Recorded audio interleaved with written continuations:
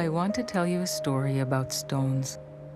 The ones that cover the homes of the city I grew up in, Jerusalem. Architecture claims that it's not military. We don't see the taking over of the lands. And we don't see the acts of destruction and clearing, not destruction, of course, clearing.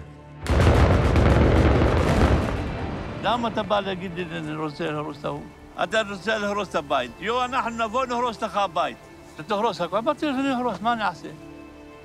This has been a systematic policy to intermingle our parts of the city with new Jewish development in a way that you couldn't draw a border anymore.